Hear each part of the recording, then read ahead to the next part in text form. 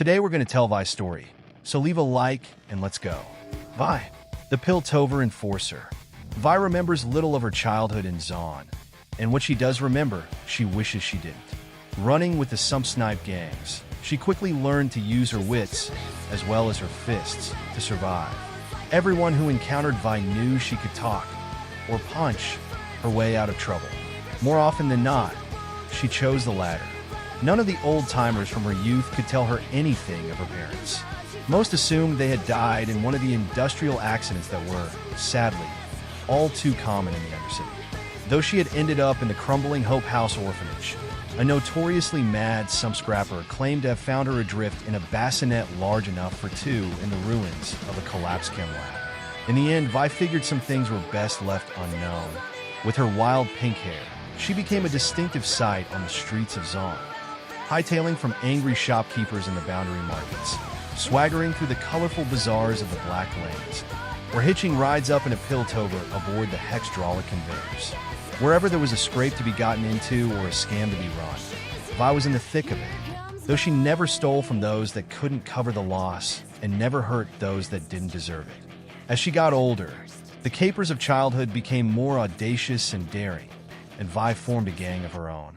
Brash and quick to anger, she still relied on her fists a little too much and was rarely without a black eye or split lip.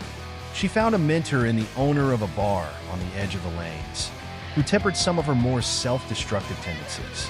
He tried to reinforce her moral code and showed her how to fight with discipline, as well as teaching her ways to better direct her simmering anger.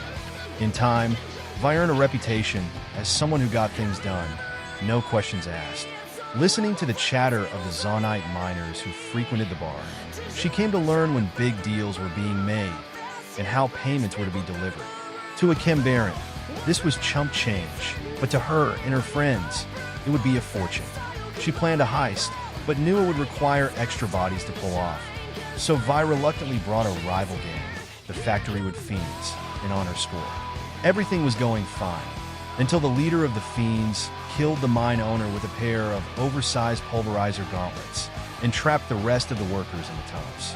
Even as both gangs fled with the loot, Vi knew she could not leave these innocent people to die.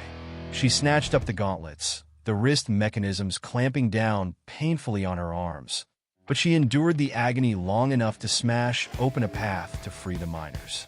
The following day, Vi paid a visit to the Factorywood Fiends. Still wearing the powered gauntlets, she took on the entire gang, administering a beating so legendary that it is still spoken of in the lanes to this day. Vi eventually disappeared from Zaun during a time of great upheaval, when tensions with Piltover were running high. Rumors circulated between the gangs that she had been killed in a huge explosion in the heart of the Undercity, or that she had turned her back on her friends and struck out for distant lands. The truth, however, finally came to light when Old Hungry Scars, a vicious gang whose murder sprees had spread topside, were brought down by a respected sheriff of Piltover and her new ally, Vi.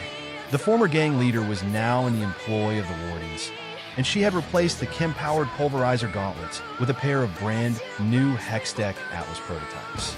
No one yet knows the exact reason why or how Vi came to be working alongside Kate. But given the anarchic nature of the crime wave now sweeping Piltover, speculation runs rife that it might involve a certain blue-haired hellion from Zaun. Comment what you thought of this story. Which other character would you like to know the story of? Depending on the amount of comments I bring it here. Don't forget to like the video, click on the hype button if available, subscribe to the channel so you don't miss any video, remembering that there are 2 per day, one at 12 and the other at 4. Thanks guys, I win.